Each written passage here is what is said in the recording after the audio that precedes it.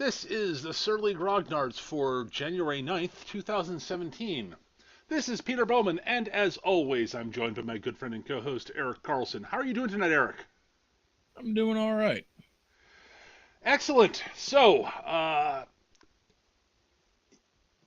this week we're going to at least start off talking about something I think we've dabbled on occasionally, but never really sort of spent a lot of time talking about. We're sort of talking about, well, this all came about because Eric, you said you stumbled across a private server for Warhammer Online, right? Yes, Right. So, which was a very flawed game that I adored. right, it's an MMO that got shut down that Eric really liked. Yeah, Um, and that got Eric thinking maybe if we'd would talked about much about the MMOs we used to play that basically don't exist anymore or don't exist anymore. yeah. And that reminded me of the fact that Asheron's Call, my first MMO, is finally shutting its doors and closing the servers down at the end of the month, here on the 31st of January, 2017. After like 14 fucking years. So yeah, Yeah. that was my first MMO, and I got into it back in like '01. Yeah, 10,000 years ago Yeah, when 10 million years ago. dinosaurs roamed the earth. It's longer than 14 years now. I'm thinking, dear God, because it came out like late '99, early 2000, if I remember correctly. Yeah, but it sounds like better part of 20 years. It's been around forever. It's not the oldest MMO. That goes to I think what Meridian 57 or whatever it was.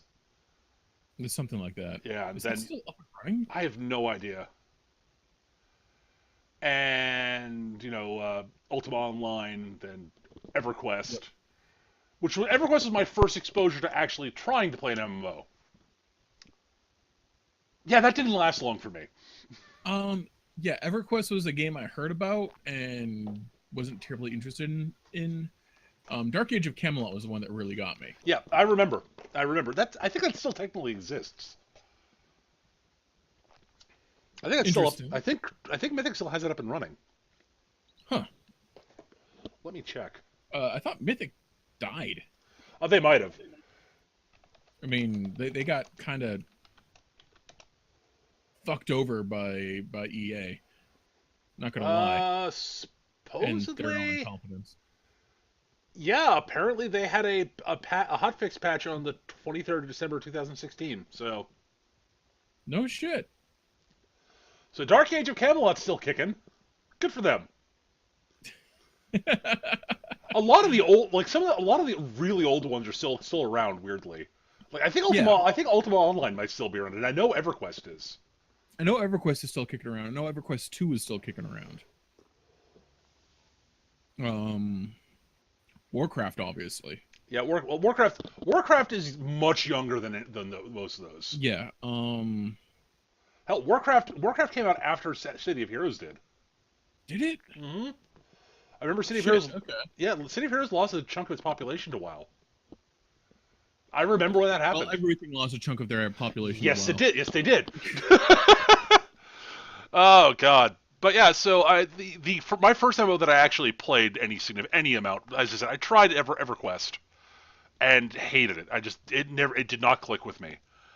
And then my friend Peter Shaw, who actually went to school with a bunch of people who founded Turbine, and we're working on Asheron's Call. So he actually got to see Asheron's Call during its like early development days.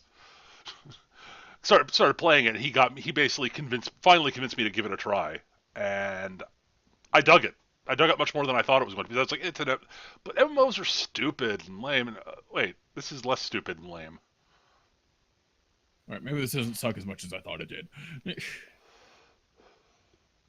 But Asheron's Call did something that was unique at the time, or fairly unique at the time at least, in that it was it was an MMO type, it was an MMO slash computer RPG type thing that was incredibly freeform in how you built your character.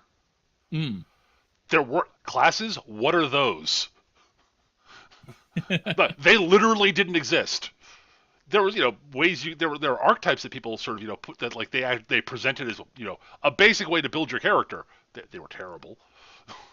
But as you leveled up, you earned experience points that you could spend on raising your stats or raising your attributes, raise your attributes or your skills, and then you earn skill points as you level up that you could use to buy new skills, or eventually they had the ability to specialize skills that were only trained,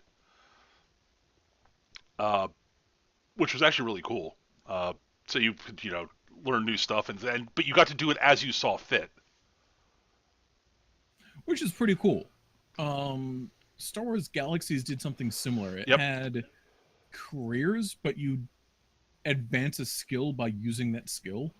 Right. So, like, you wanted to get good at terrain negotiation, you ran up a lot of fucking hills and waded through a lot of swamps. Yeah, you technically earned experience in Asheron's Call by using skills, but you most of your way leveling them is by spending experience points you earned on them. Right. UO might have been like that too, D20. You're right. It's been a long time since I've looked at UO though, so. And yeah, I mean, Star Wars Galaxies was the first big sandbox MMO I ever played, and that one's quite dead. Yep. And yeah, I really enjoyed it for a while, but there are things that have I dropped it before the big new game experience patch. Largely because the new game experience basically like dropped a lot of the new unique things about the mechanics, codified everything into classes, and yeah, it made Jedi available from character creation. And pissed Jedi off should only have ever been a thing for me to shoot at. And pissed off a lot of people.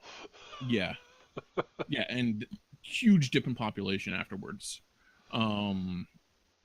I dropped it because I basically got sick of the requirement to stand in line for 45 minutes to talk to a doctor who's running a macro to give him money so that he would buff you so you could actually go run around in solo. Yeah, that actually that became a thing in Asheron's Call. Although usually they had buff bots, people built buff bots and put them out and about. But they were usually lines weren't that long, and there were a bunch of them.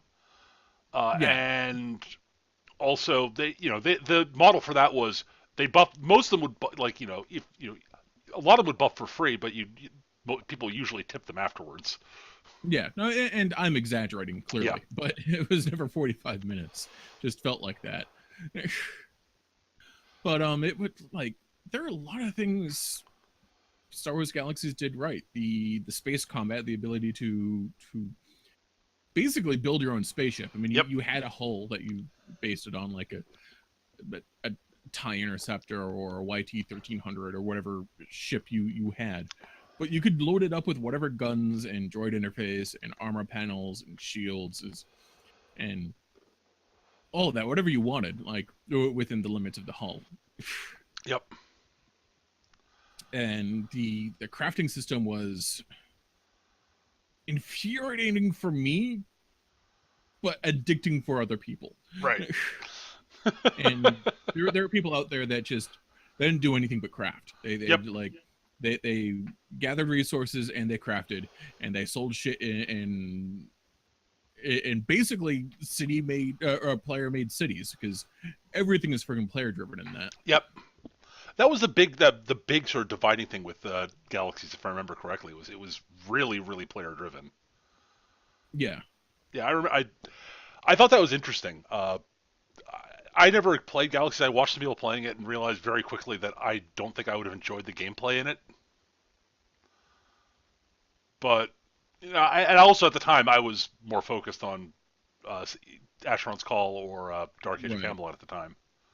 Yeah, it was around the time I had stopped playing Dark Age of Camelot that I fell into Star Wars Galaxies. I stopped playing Dark Age of Camelot because a lot of my friends had stopped playing. And I remember. I could just start over again in Midgard, the faction I actually wanted to play in. But it turns out that game's a lot less fun to grind levels in when you're not bitching about the worst part ever. This guy. Oh God, Dark Age. I hung on to Dark Age longer than I probably should have. Well, What's Dark Age had some great stuff in it, like the friggin' RVR. I adored RVR. Like none of this bullshit like dueling crap that you saw in a lot of MMOs at the time, but like actual like persistent fighting over resources in a big no man's land between three different realms, and like joining up with big war bands and running around and laying siege to castles Yep. and setting up trebuchets and all that cool shit. And Well, like, they made the PvP stuff feel like it had an actual fucking point yes, beyond just like, haha, I'm fighting other players. I mean, for some people that's great. I totally get that. It's just not my bag. I totally understand that too. Yep.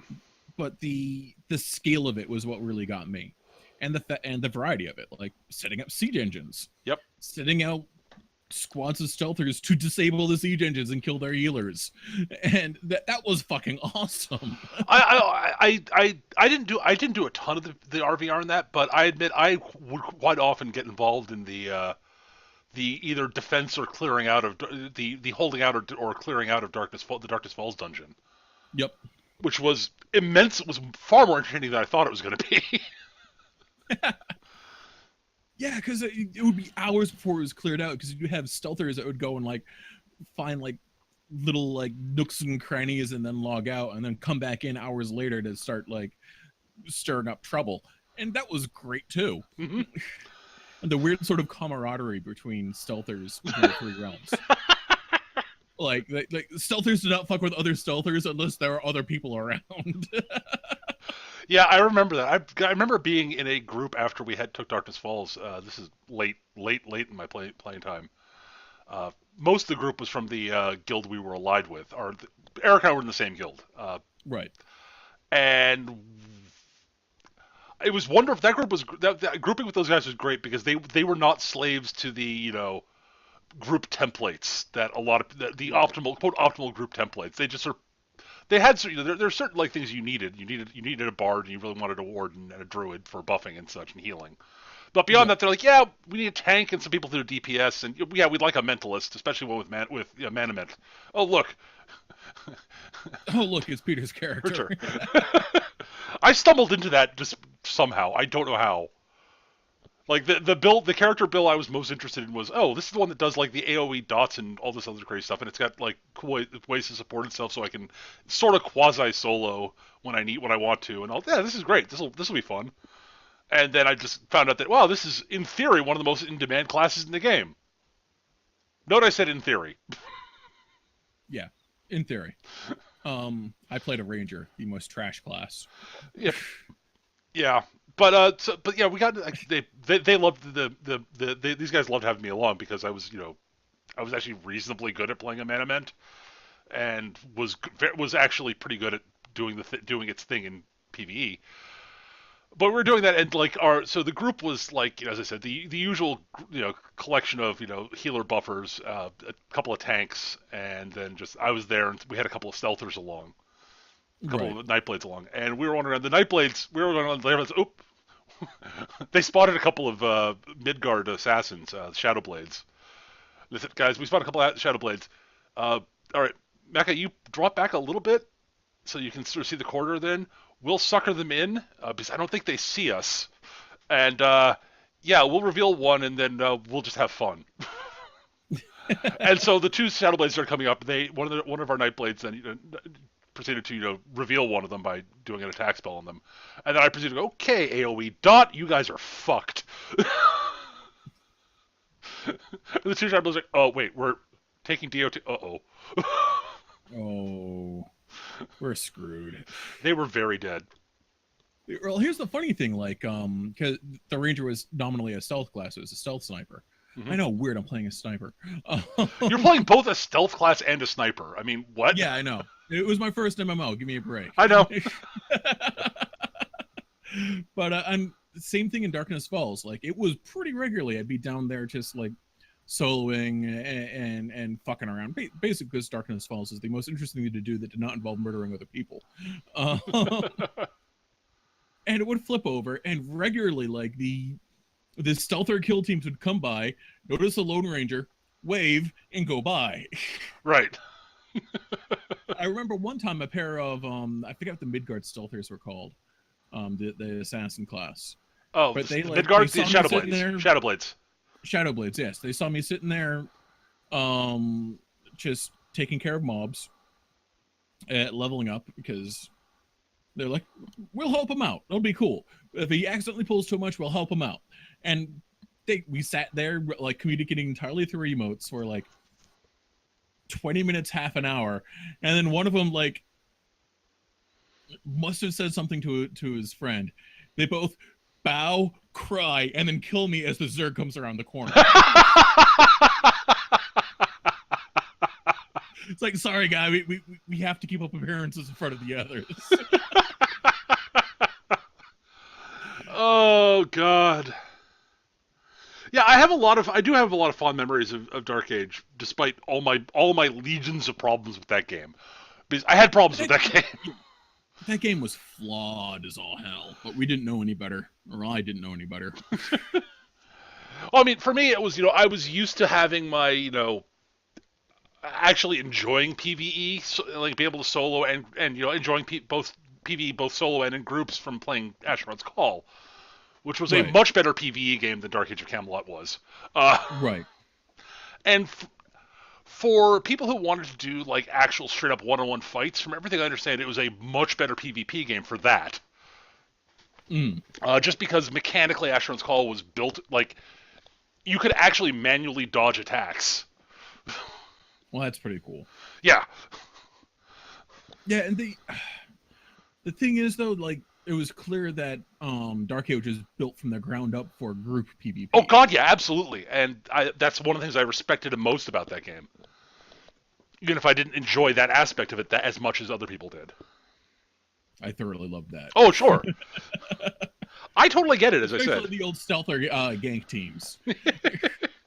No, but as I said, I get that. I totally get that. But yeah, Dark Age, it has a special place in my heart for that. For the thing Mythic did better than it did realize that almost nobody else did about MMOs is that if you're going to have PvP be in the game, it really is best if you build the game from the ground up with that in mind.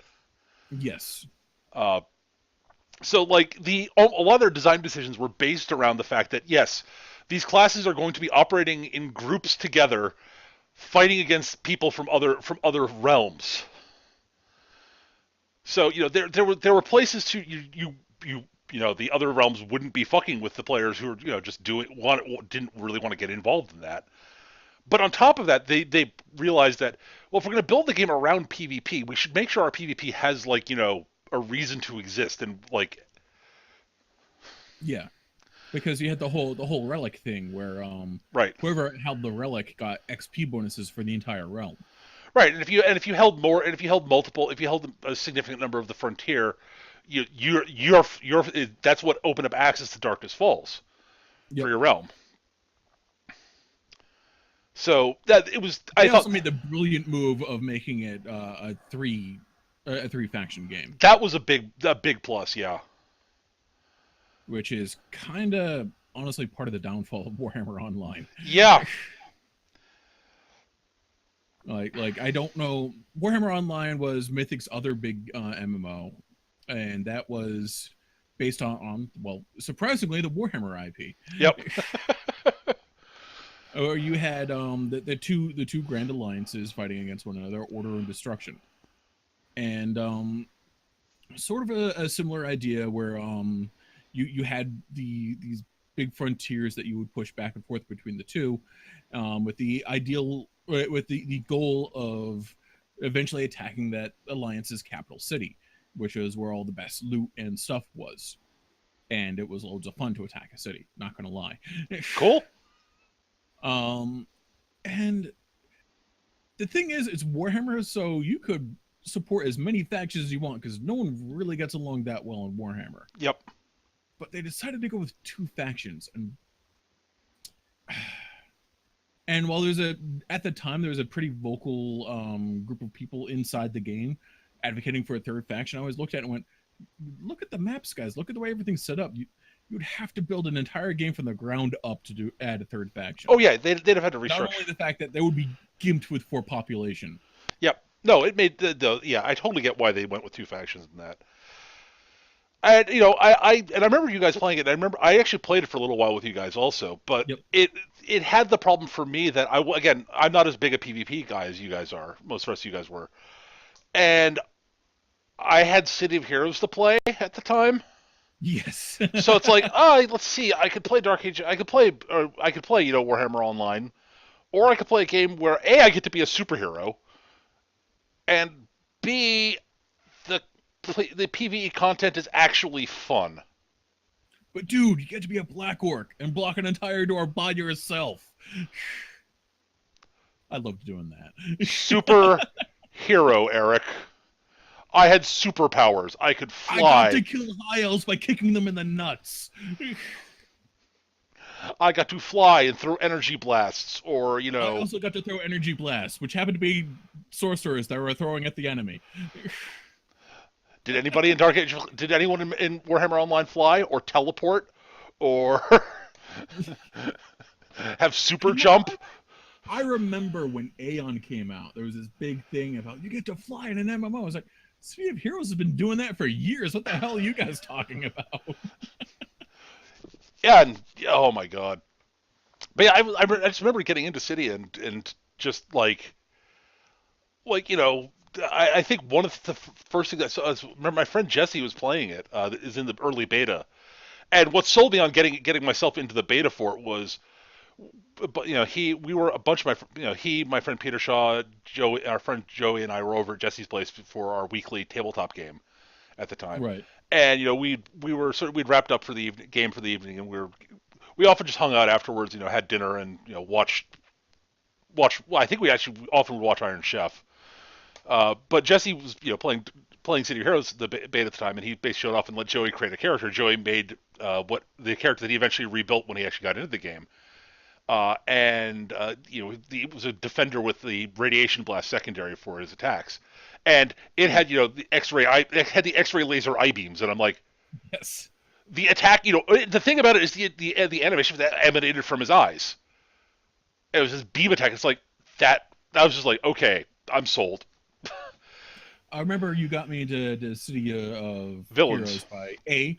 It was City of Villains, Yep. which meant it was dystopian and therefore much cooler.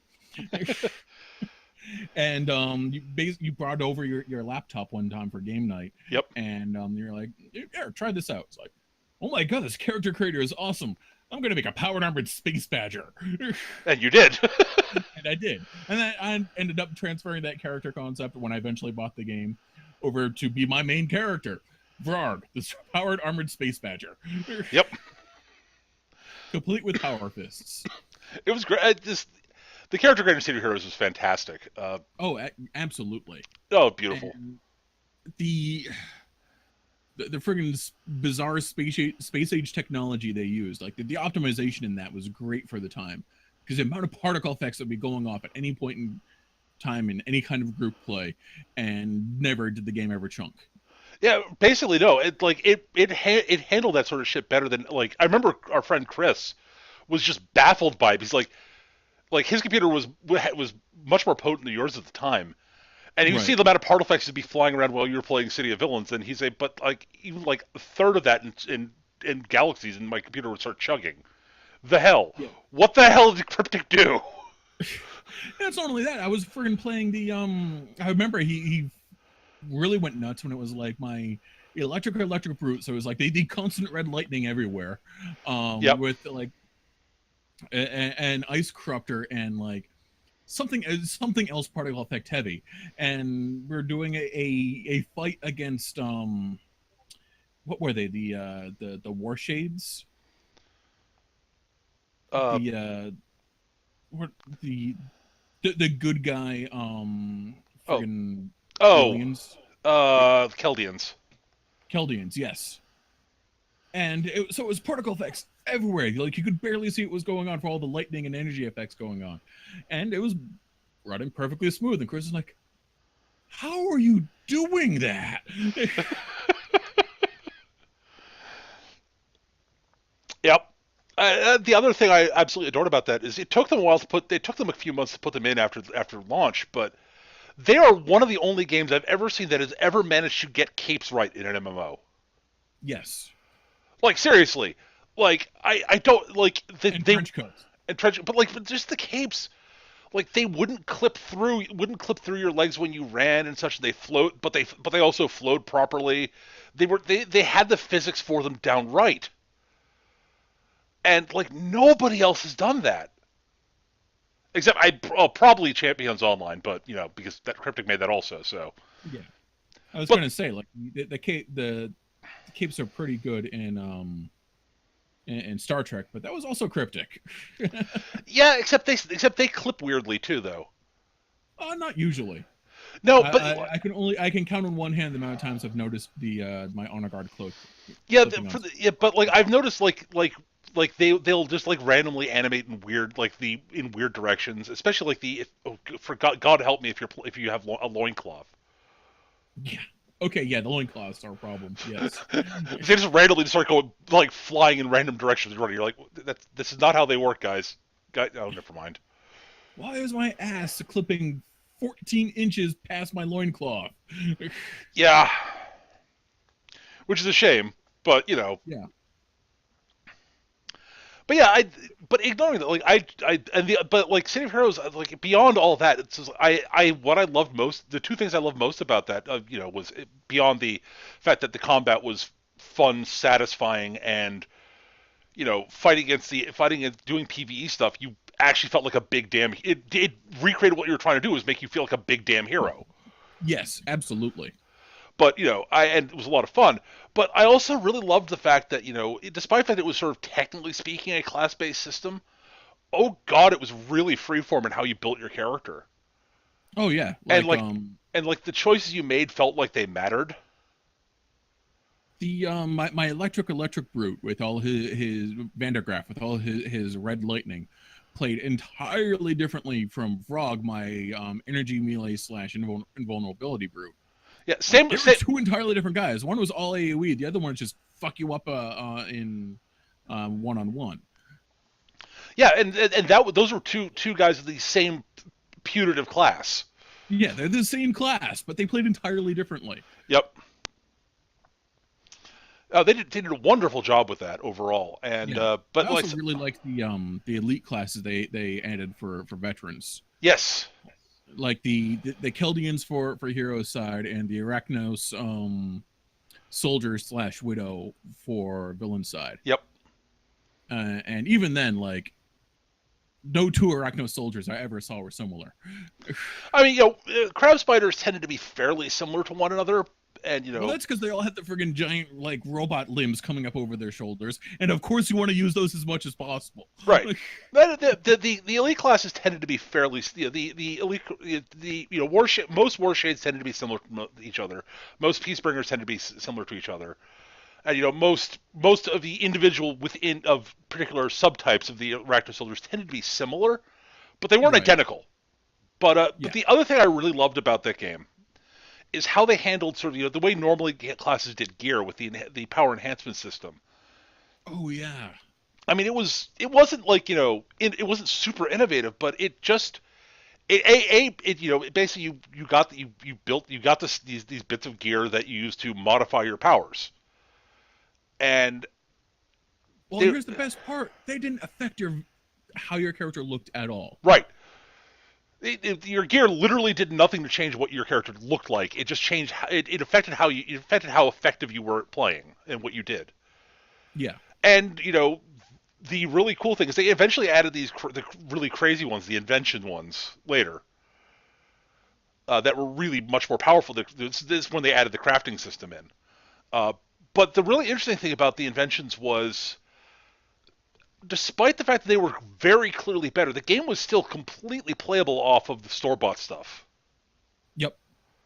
Like the better stuff that you could get that were either crafted or were that you got as special drops from a Rare couple. drops from like various whatever their raids are called. Uh, Like I don't remember. well, Strike the forces or strike forces and such, but yeah. task forces and strike forces, and or from doing things like fight the Hamadon raids and such, like Right. the Hamadon, the special Hamadon enhancements they were Or basically attacking the Dirty Mothership. right shit like that. Though for most of that stuff, you got single origin stuff, you got the invention stuff for that. Whereas Hamid the big super big raids like Hamadon and such got you the Hamadon but at any rate but you didn't need that shit to actually do useful stuff and actually be effective in like group content.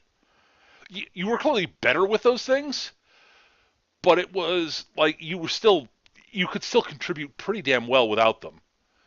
Yep. And I adored that. They did a really good And job crab at spiders were awesome.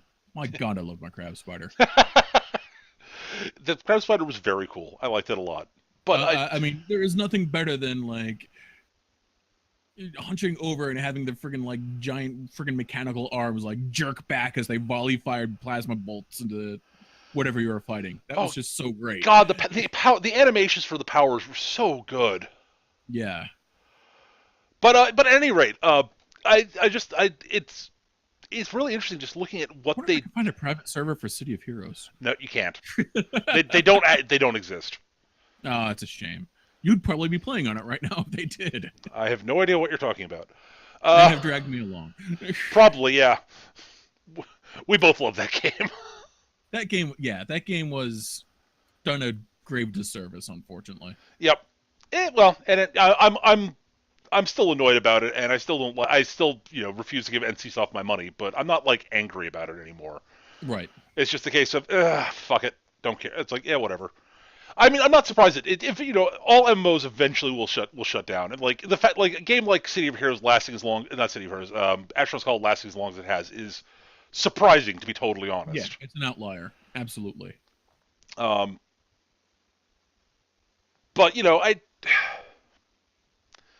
But the thing I think that what I miss most about City is just how different it is from most of the other MMOs out there. It was just like Champions Online is it's another superhero MMO, but it really feels more traditional MMO-y in a lot of ways. Yeah, there are some good things about Champions. Oh, there's some excellent things about Champions. It's a good game. Some excellent things. The character creator is even more robust than Absolutely Heroes, for example. And but yeah, there's something just a little off on it when compared to City, and maybe some of that's rose-colored glasses. Oh, it's almost certainly part of it, but. Except I remember playing both City and Champions at the same time. Yep, and I remember I like City Heroes much better. Yeah. And, like there are things, but at any rate, I couldn't remake my crab spider in Champions. So, no. Yeah. Wouldn't let me make my crab spider. Make me sad. No robot spider limbs that shoot plasma bolts. Or the Omega maneuver. Or the Omega maneuver. I'm just gonna summon this giant hypnosis bomb in the middle of the mobs, and you guys are all gonna run up and stare at it until it explodes. That was a great power. But yeah, I miss shit like just the thing about City that I loved is just how just over the top some of the shit was. Like just like it's like if you were to port almost any City of Heroes like build into almost any other MMO, people would look at it and go, "What the fuck? Why can't it do all of this shit?" And the answer is because I'm a goddamn superhero. What's your point? Superhero. You see the cape? You see the goddamn cape. And the other thing about it is because all the classes did these ridiculous, absurd things once you got once you got past like level 32 or so. You honestly like late game group content like. For the most part, they really just the player base just did not give that much of a fuck about party composition. Yeah, it's like oh, are we doing all tanks? Okay, we're all doing all tanks. Whatever. Like honestly, like the conclusion most people came to is the all defender team is probably the optimal build.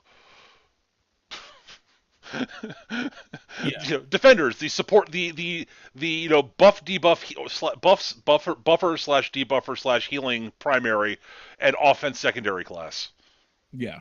It's like we tank? We don't need a tank. We'll buff each other as the guilds, debuff the enemies, and obliterate them with energy blasts. Woohoo! Wait, what? But yeah, like the all tank groups. I mean, I played them. They were hilarious. Yes. It's just like, okay, who's gonna? Okay, this time you go in for take the alpha, suck everybody in, then we'll all come crashing in with all of our abilities and just beat the crap out of everybody. Sweet. I remember one instance where I was grouping with our friend Roach, who was playing his radiation corruptor. I was playing my invulnerability brute, and we're basically doing instance missions Right. from the newspaper, which I loved. Oh, those are really cool. And we're in these tunnels fighting aliens, and we got separated because they're pretty complex tunnels. Right. And he's like, "Okay, I'm looking for you. Where are you? Can you come meet me at this cross section?" No, I can't. Well, why not? Because I'm neck deep in Rikti. Okay, I'll get you as soon as I can. Okay, I'll just use my defensive abilities. There are a lot of them. Are you sure you can't push past them? Roach, I'm like 6 deep. And I was. He comes in, he's like, there's this like giant friggin' badger sitting there punching aliens underneath a sea of fucking monsters trying to get him. He's like, nope, I'm okay. Still at half health, and I haven't used my heal yet.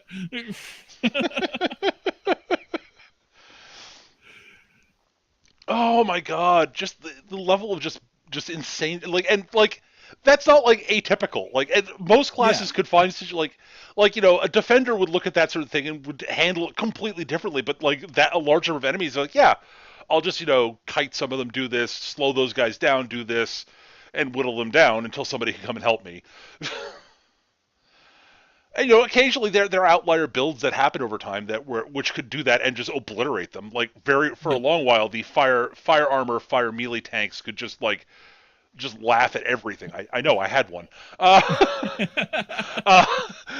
like there was a period of time where I would literally I was helping our friend Dan level up his new character. And I said, okay, Dan, let me just I'll gather up a whole bunch of them, get them all aggroed on me, and you just start attacking them once I've got them grouped up, and I'll melt them down quickly, but pick off the stragglers. I can't hold aggro on literally all of them. There's technically a numerical cap on what I can taunt.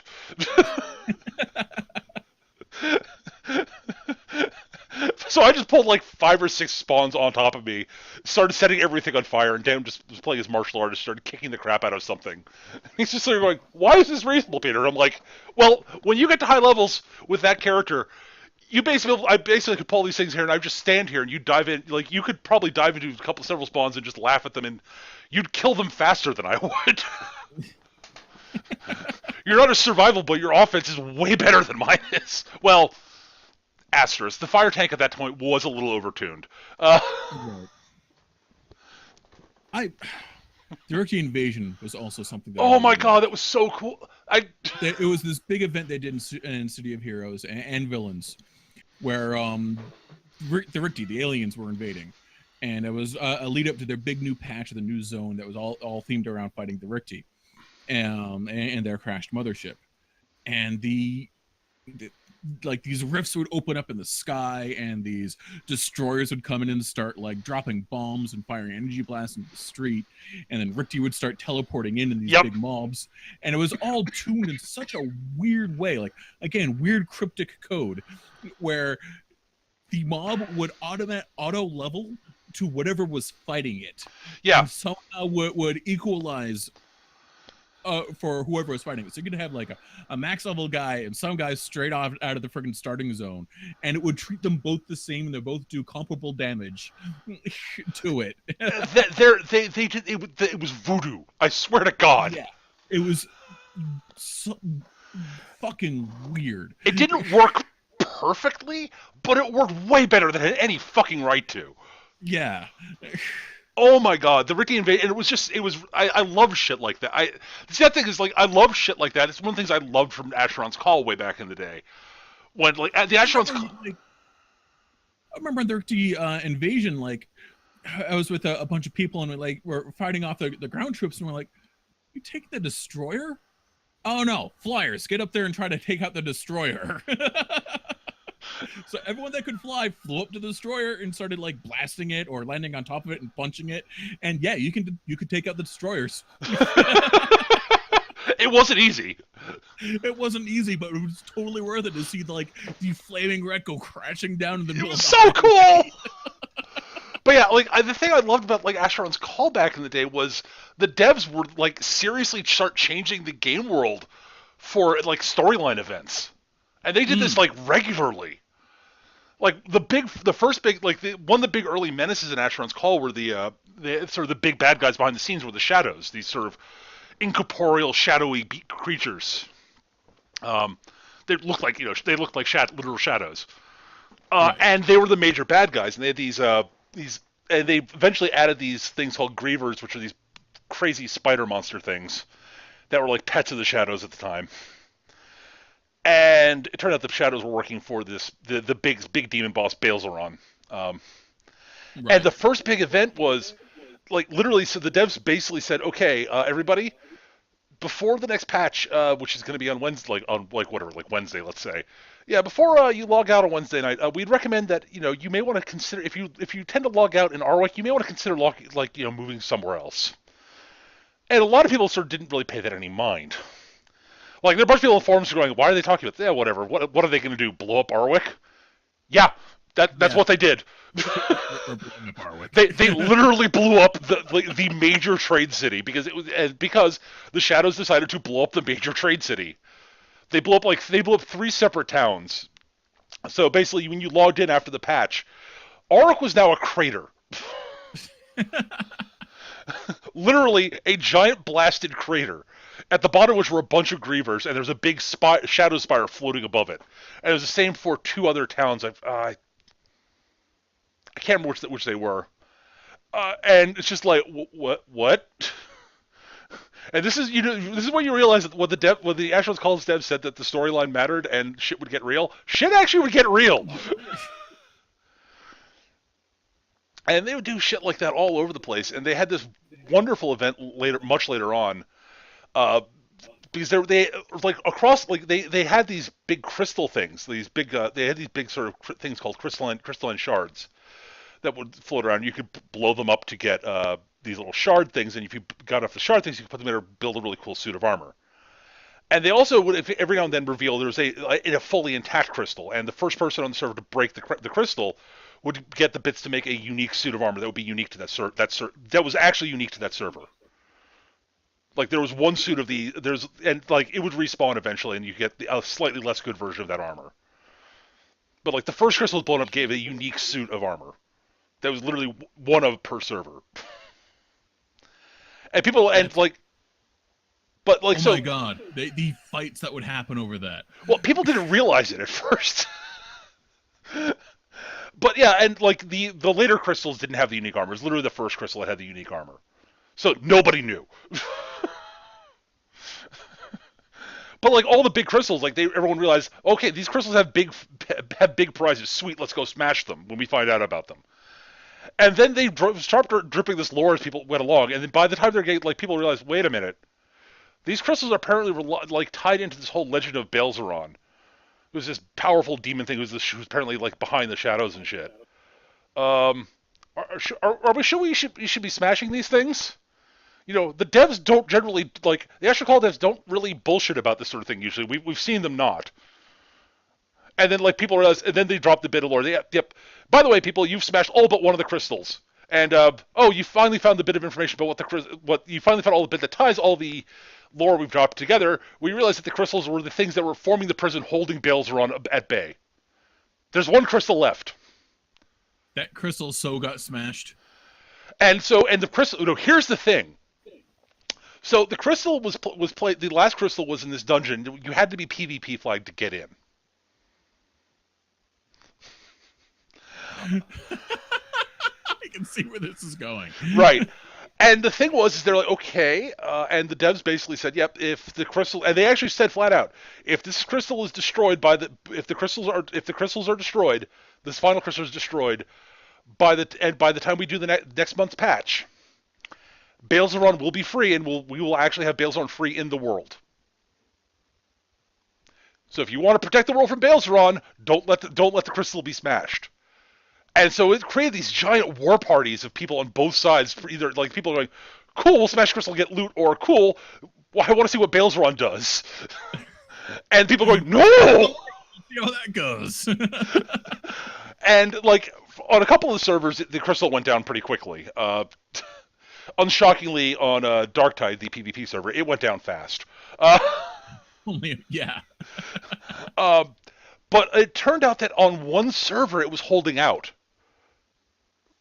And like it was getting down to like because the people on this one, it was Thistledown, basically figured out like a few tricks that you could do.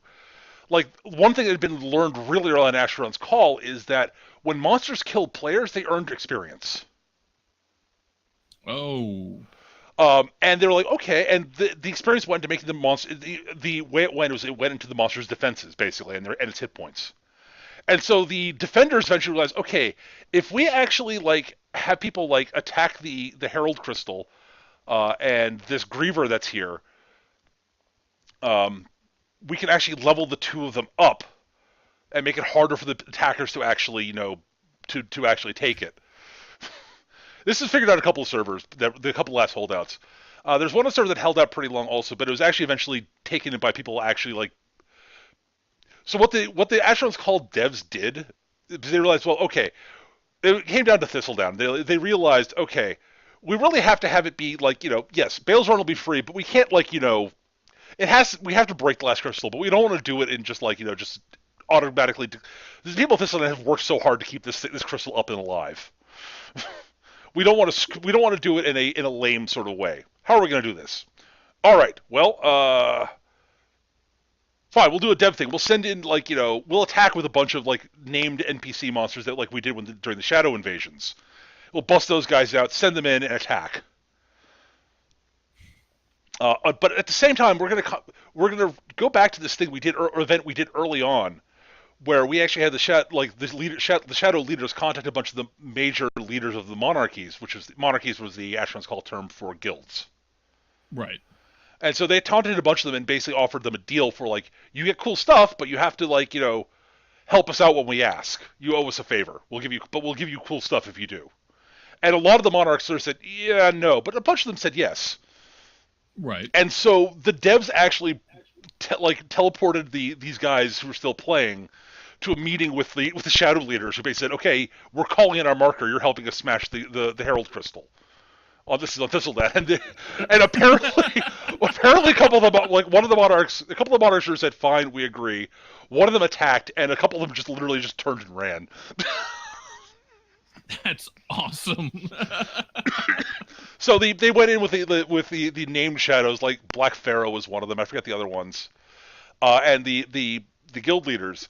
And so they went in, and the devs had forgotten that it had been about a year at least since the last time they used Black Pharaoh and the other named shadows, and that more players had hit max level and had figured out how to tweak their characters better. So yeah, Black Pharaoh and all the named shadows kind of got punked really fast. And so there was footage afterwards of like someone made a video of it like the shadows attacked and we slew them. Defenders 1, Black Pharaoh 0. Footage of somebody jumping up and down in the corpse of Black Pharaoh.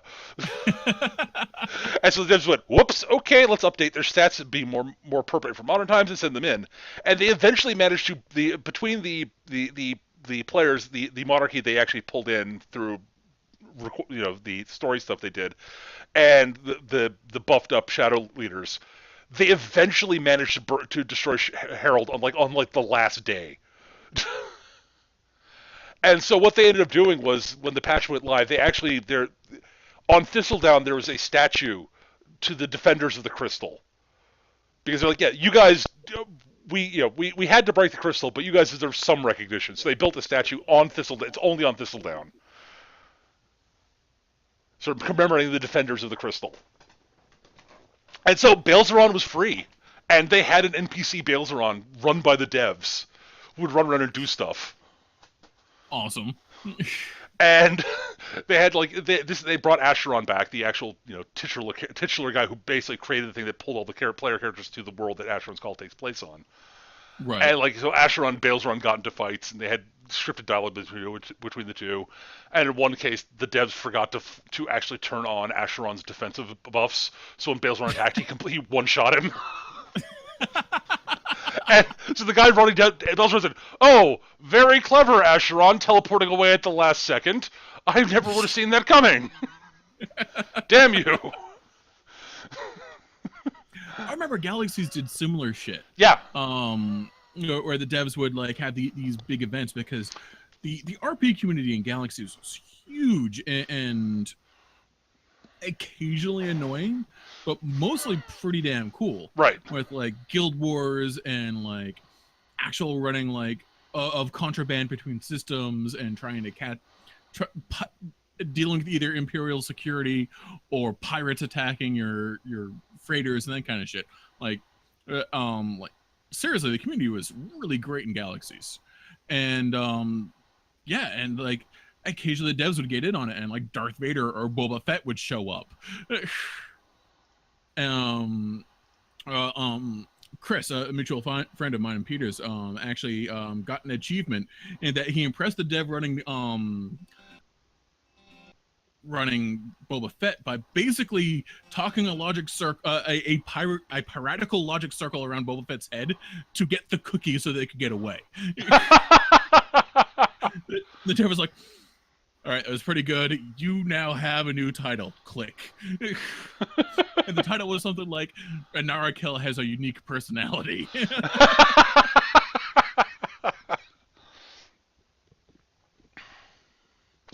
That's great. Yeah, I love shit like that, and Yeah. it's not done often enough. No, and it's partially it's because MMOs are big business now, as Yeah, opposed to being run by a few dedicated and insane devs. Which means less game-breaking bugs that persist for decades, and generally higher quality of content.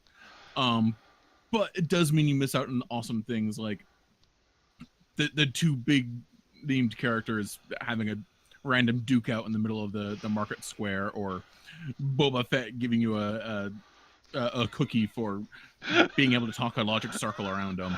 Oh, dude, the things that Balesrod would do, man. Because he'd wander around even like when Asheron wasn't around, and like players would like go like some people would try attacking him, and he had a bunch of unique spells. Right. Uh, One of the things that like there was a great there was a thing that people like one of the things that Asheron's Call had was there was sort of a type of magic it had that almost nobody else did at the time. Is one of the schools of magic got you the ability to basically like because there were a lot of like the dungeons were basically hidden behind portals and such. So instead of like so basically it was, the overall overland continent was there was no loading zones on the overland continent. You could run from one end to the other, and it was fucking Cool. huge. But like the dungeons and such were behind portals instead of doors, so you walk through a portal and go into it. But there were a lot of surface portals in Asheron's Call that you could go through and teleport to other parts of the place. And you could actually there were spells that allowed you to like you cast a spell to teleport to the exit point of one portal that you've been through or that you've actually got a link to, or you could summon portals that people could use them. And so one of the important places there was a town called Arwick, which was a no that was not it wasn't Arwick it was crap I can't remember the name of the we'll say it's Arwick although it's not actually Arwick. Um, no, Teth, that's what it was, which is short for Fort Tethana, which was a high level. It was in a high level zone, and the shop there actually bought for among the high, like the when you sold stuff there, it was one of the best places to sell stuff to because he had the highest buy prices basically. Right. And so one of the common things people asked for was a portal to Teth, so they could go there and sell. If they didn't want to, like like either they were low level and didn't want to run the risk of running out there because the monsters around Fort Tethana were bad. So it was sort of running, portal to Teth, and Belzeron had a portal to Teth spell Oh. where he would teleport you to Teth at the max X coordinate above Teth, a Z coordinate above Teth. Oh. Whoop! Oh dear. Ah! Apparently, he also spent time dropping cows from people dropping cows on people in Teth. If they somehow managed to survive the drop.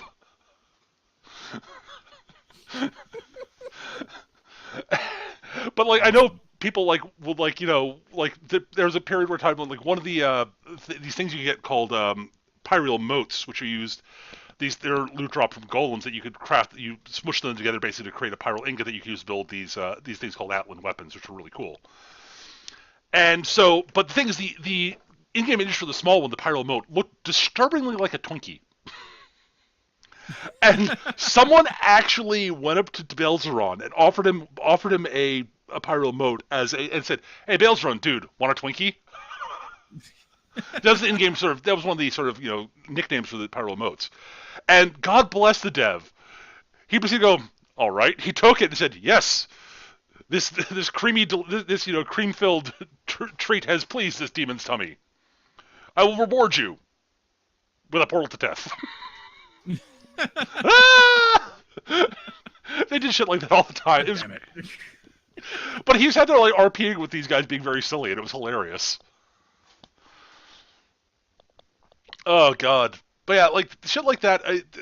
It's stuff like that that, as I said, I really like. There are two things I really loved about both Asheron's Call and City of Heroes, and which is why they're two of probably my favorite MMOs of all time.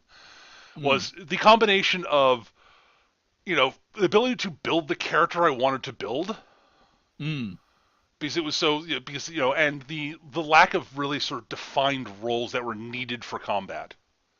Like there were defined roles in City of Heroes, but you didn't you did the whole eternity wasn't a required thing in the game.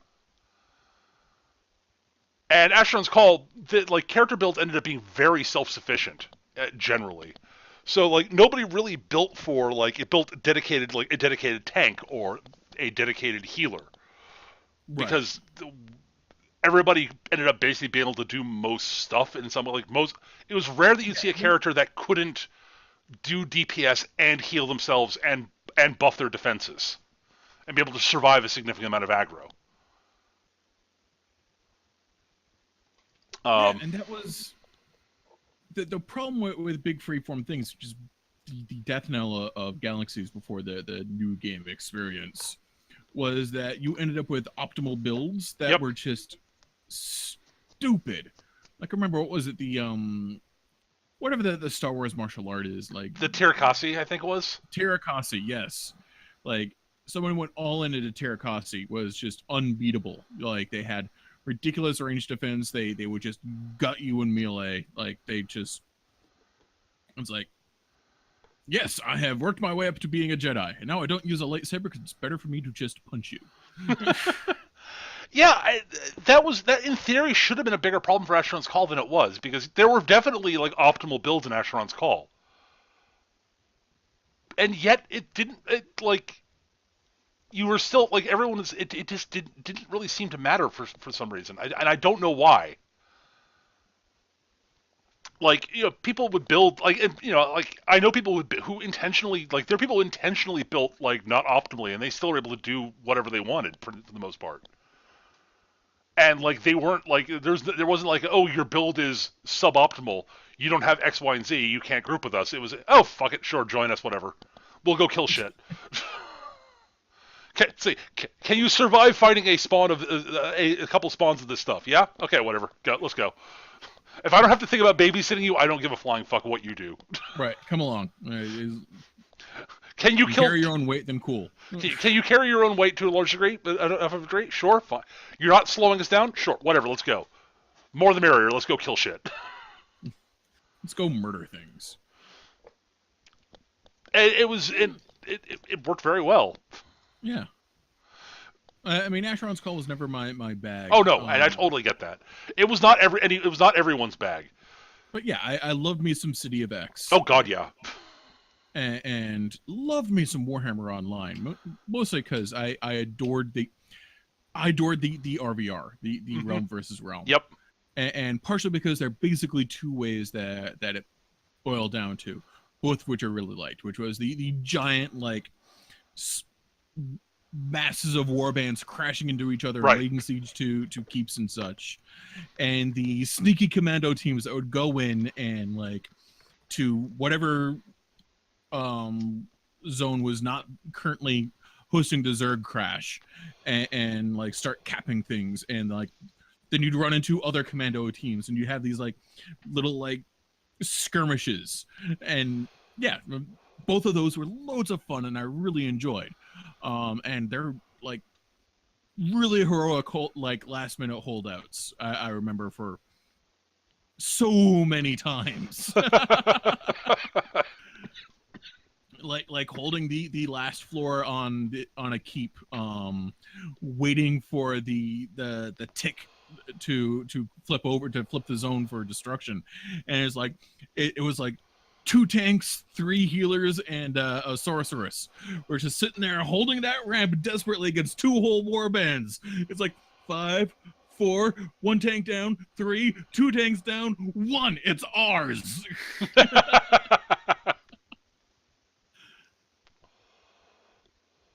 Or like the bad dash between the giant citadels that were sort of gatekeepers for the capital cities, from like one zone to the other zone as another pairing flipped, and like the desperate holding action, or desperately trying to keep ahead of the desperate holding action. Like that was just so much fun. Yeah. And there's nothing quite like playing what was generally considered one of the worst tanks in the game, to have one of your guildmates go, "Hey dude, go on the forums, check this thread." Okay. Nerf Black Orcs. What? Blah blah blah. There's one Black Orc and that held us off in this alley for like the entire time in Altdorf, and that guy was such a jerk, and we need to nerf the survivability in Black. Is he talking about me? I remember this raid.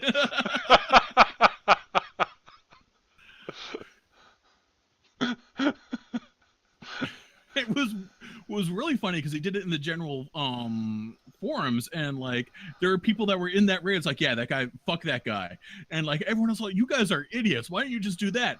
Because we couldn't. He had a shield. The time no one played Black Orcs with shields, and I did. Yeah. He had a shield. Black Orcs don't use shields. This guy did. What the fuck?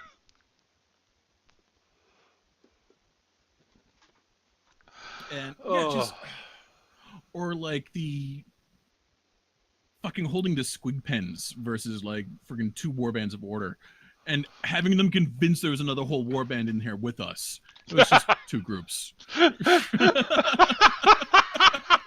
Nice. I remember it was 2 really well-oiled groups that did commando raids together all the time, is what it was. Right. I remember the other thing. One thing I thought was really brilliant about Warhammer Online was because they were one of if not the first MMO that I know of that did introduced the whole public quest thing. Yes, they did the to my knowledge, the first ones that did public quests, which was just, it was a quest that just was out there in the world, and you could start doing it, and other people could join it or leave at their leisure without having to join. There's a big sort of event thing where people could just like, you stumble across it and you do the things in the area for the. I know Final Fantasy XIV uses something very similar. I think they're called Fates in that. Yep. I think every MMO that came out after Warhammer Online uses it now. So no, Guild Wars 2 uses it. And I really enjoyed those, and it was one of the things that kept me playing Warhammer Online until people until they actually fully released the battlegrounds. People realized they could level entirely through PvP in the battlegrounds, and then all of a sudden the PvE population just went poof. Right. And I'd go to a public quest area and there'd be no one else there, and I'm like, oh. Well, I remember we'd organize, like our alliance would organize, like, we're gonna go do public quests today. No PvP, just public quests. Unless they really need us. Half the time they really needed us in the RBR lakes. Mm-hmm. That was after I'd stopped playing, I think. Right. So we're gonna go do public quests, or we're gonna just wander the world looking for these random rare spawns, which we're pretty sure are out there and are documented, but no one's actually killed yet. So we're gonna go looking for them. And like the zombie orc in order side of the elf starting zone, like getting there was a friggin' trip and a half. because he had to cross the RVR lake, and you had to do it in such a way that you didn't get killed by the guards. And if you were too high a level when you crossed the RVR lake, you got changed into a chicken. Or if you were destruction, a chaos chicken, which had tentacles and exposed organs. Oh, that's funny. Oh God. Or the time we found we it was documented there was a Skaven world boss there. It was a rat ogre and a packmaster. We knew he was there. It took us forever to figure out he was actually in a tunnel hidden behind a bush. Nice. So we sneak down there, and they're like, okay, so Eric, you're our resident Skaven guy. You love Skaven. How do we do this? Okay, well, if this is anything like the tabletop, we want to kill the Packmaster first, because rat ogres are fucking dumb, and the Packmaster's outboard brain. Okay, so we do that. Nope, that enrages him. Now he one-shots us. Okay, we'll wait half an hour for the Packmaster to respawn, and then we'll try again. Oops. Turned out the Packmaster would like had a man catcher, so he just sort of like pin people down while they're trying to fight the rat ogre.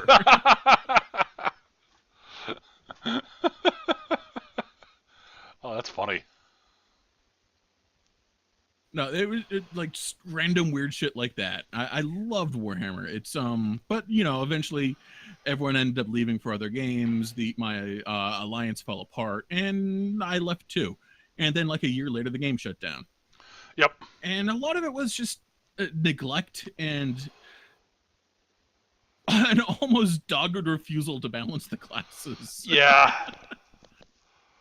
Like the game had tons of flaws. Don't get me wrong, but that doesn't mean I didn't love it. Mm-hmm. Oh yeah, like as I said, City of Heroes was my game, and I freely acknowledge that it was not perfect. And I totally get why people didn't like if you weren't like zenning with the superhero thing completely. Yeah, it felt weird.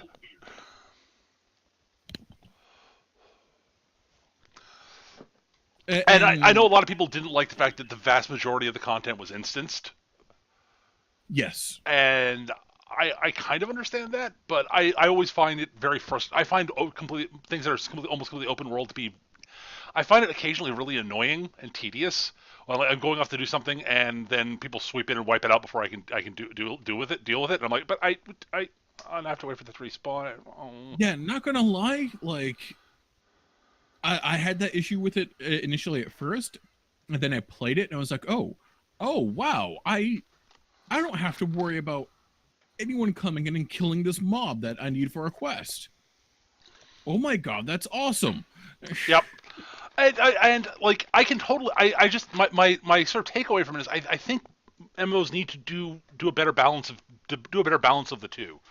Because there are a lot of them that like have like a couple of instance things, and then almost everything else is open world, or it's like or they're super heavily instanced, and the overworld doesn't matter.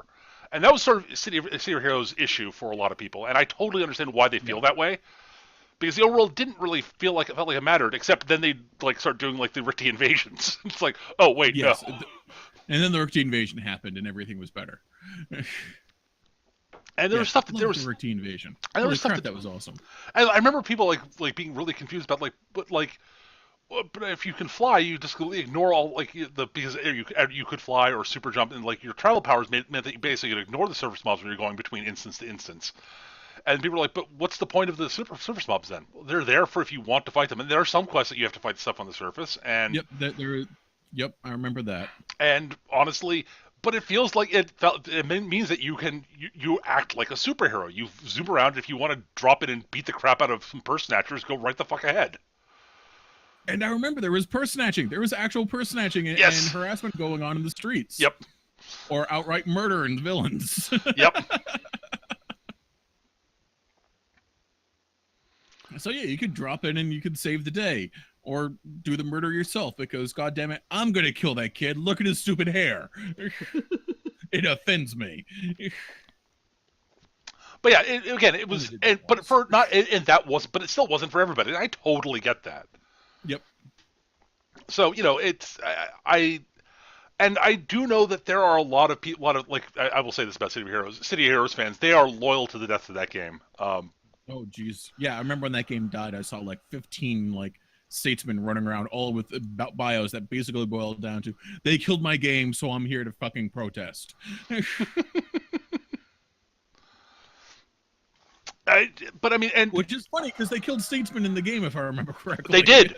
They did. That was the thing. Like that blew me away. Like storyline wise, they killed off the flagship character. Yeah, Like, and he was dead, dead. yeah. There was no coming back from that. It's like, wait, what? And they had plans for continuing the story after that, and then the game got shut down. And that sucked. Um, Yeah. but I mean, like, I know people like, oh god, it. I love the game. The game. I love the community. And but I mean, like a lot of the city hero, a lot of city hero defenders are a bit overzealous about like how much they love the game and how great it Yeah. was. And I totally get how that eventually has put a bunch of people off of it. And I know Oh, I know sure. I know of people who are at this point after listening to the level of fanaticism the game had. They're like, yeah, I'm kind of almost glad your game got shut down because you're being a complete dick about other stuff. Absolutely. And it's And yeah, I grok that. It's like kind of feel that way about Galaxy sometimes. yeah, Like Galaxy's defenders are insane. there are a lot of city defenders who are like that too. Yeah. I like And and like there are people and like there are city defenders who are like who just get offended when you criticize anything about the game, and it's like, well, the game had its flaws, like the friggin' mitten hands for one. oh God, There was yes, one thing that annoyed me about that game more than anything else that had no bearing on gameplay was the fucking mitten hands. yeah, that was the thing. I remember when like when Champions Online came out, and people were talking about how there was people were talking about the technical improvements in the graphics, and like people in City of Heroes forums were like, the graphics aren't better in Champions Online, they look stupid. No, no, they are technically better. From a technical standpoint, they are definitively Yeah, better. You might not like the art style as much, and I agree with you on that point. it is But a little too cartoony. I will agree there. but you know, it is from every technical Dude, standpoint. they have fingers. Yes, and the lighting was better, and And the destructible environments like that. There's nothing I loved more about Champions than picking up cars and dropping them on Viper agents. oh, it was the thing I adored about the mayhem missions they added in City of Villains. Yep. Oh yeah. Oh man, I forgot about the mayhem missions. Oh, those are great. Rampaging around a city block, blowing everything the fuck up. It was so glorious. Until eventually you just sort of kicked in the friggin' like vault door and walked out with all the money. Oh, it was so good. Just like rampaging around, like I love doing that with Yeah, my screw super this strength. cart and screw this cart and screw this cart and this cart in particular. I remember like doing that, like one of the first ones I did it where I was playing Superiana, my highest level, my highest level supervillain, who's a super strength invuln brute.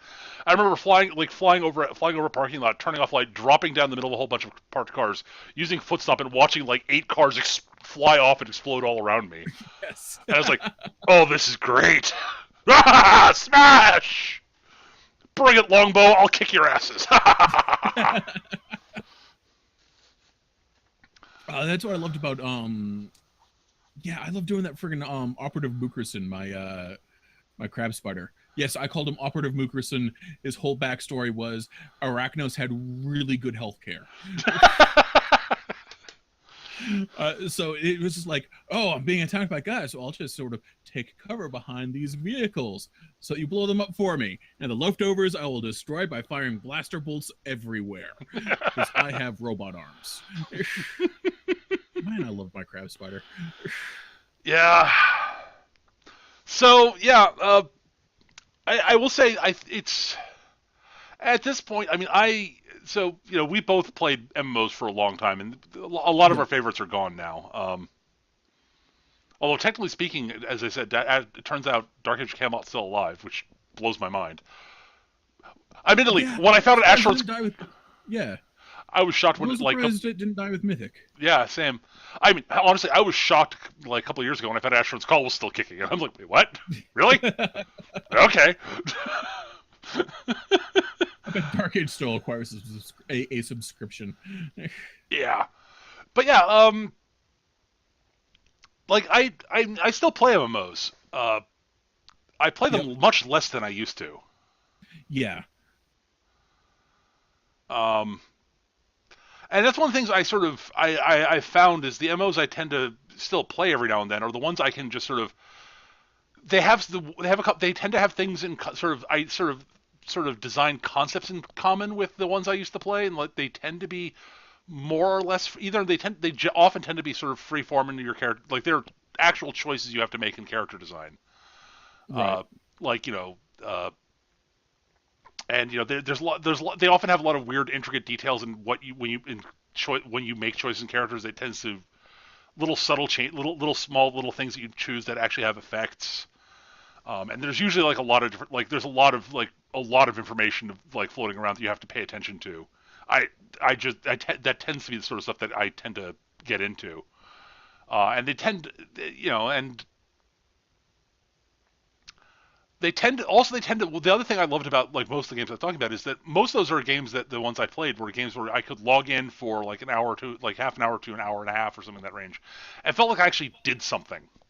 Yes. Uh, Yes. And that's the big thing for me, like with the MMOs I play now, is that like I can just log in anytime I want and do something for like an hour or two and actually make progress. Yeah, Like, we both play Star Trek Online, and like I love being able to like log into Star Trek and like just run a few missions or do a few SDFs and such, and feel like I did something, even if it isn't much. It's I did something. yep. Um, and so yeah, Star Trek Online is one of the ones we both still play a bit. I still dabble with both the Secret World, though I haven't played that in a while. I should probably I want to get back to that at some point, just because I love that game. Mm, Um, for entirely different reasons than most of the other ones I play. That's one of those. It's the MMO where I give a fly. I actually care about the story, like really care about the story. yeah. Uh, I should friggin' play some Secret World at some point. yeah, and uh, Elder Scrolls Online. Yeah. I can dive back into that and do it for a while and have fun with that. Um, Elder Scrolls Online lets me play a proper orc. that's true. It I mean, does. it's not like a real orc like friggin' Warhammer, but Uh, I'm going to resist saying something that will be true and annoy you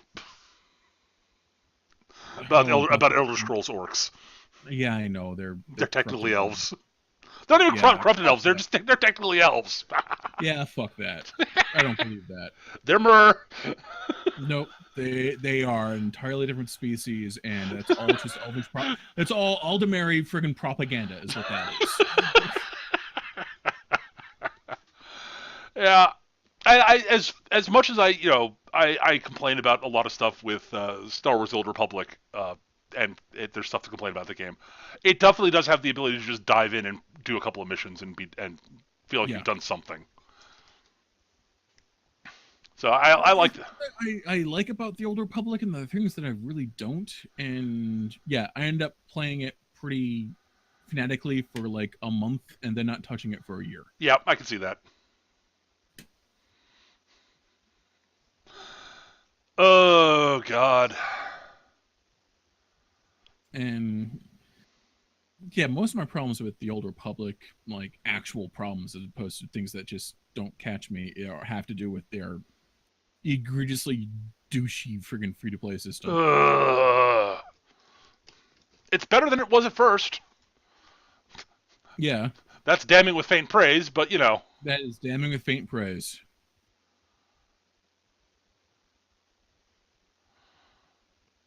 But yeah, but it's still going on. And I'm not gonna lie, I kind of blame the Old Republic for killing Warhammer. Partially because well, they basically pulled all the devs off of Warhammer to work on the Old Republic. Because EA hates me specifically.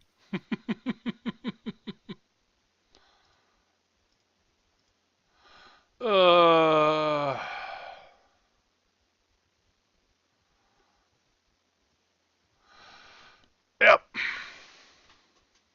Yeah, So yeah, I think that's I think that's it. yeah. I mean, again, we could ramble on about things we've done in MMOs for a while, but we've been going for about an hour and 15 or so. Yeah, we've been going on for a bit here. So I think that's going to do it for our little sort of talk. Look back into our pasts in MMOs. Oh God! Thank you guys so much for listening. We hope you guys enjoyed the episode. And that's going to do it for this week. We usually save time at the end of each episode for viewer questions. Didn't get any this week, so yeah, no questions. But if you do have something like a question you'd like to ask us in the show, please do email us. Our email address is surlygrognards@yahoo.com. surlygrognards@yahoo.com. Or you could post them in the comment section on YouTube. Uh, and we'll check them there. If you've got feedback for us, ways we can make the show better, constructive criticism, the like, we love getting this stuff because we really do want to make the show better. Every episode, we love trying to make the show better. So we love getting constructive criticism. So you can email us or post them in the comments. If you've got show topic suggestions, god damn, we love those. Yeah, those are great. We love those. That way we won't spend an hour and 50 minutes just talking about MMOs that don't exist anymore. That you can't play. How is there not a friggin' private server for friggin' City of Heroes? Legal reasons, and nobody ever got apparently nobody actually just got their mitts on. Nobody managed to get their mitts on the server code for it, from what I understand. Huh. Damn. Poop. That's what I say.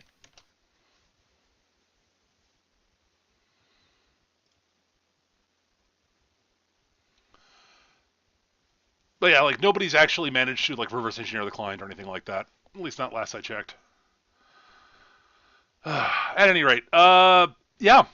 Uh, so, anyways, that's gonna do it for this week.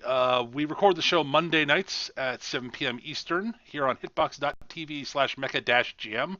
Recordings of the episodes go up onto my YouTube channel, which is youtube.com/mechagm. Usually within a day of recording, assuming that I'm not a complete space cadet and forget to upload it before I go to bed. Yeah. I tweet out when the show's going to go live. My Twitter handle is @mechagm, so if you keep an eye on that, you'll know when I post when the stream's going live.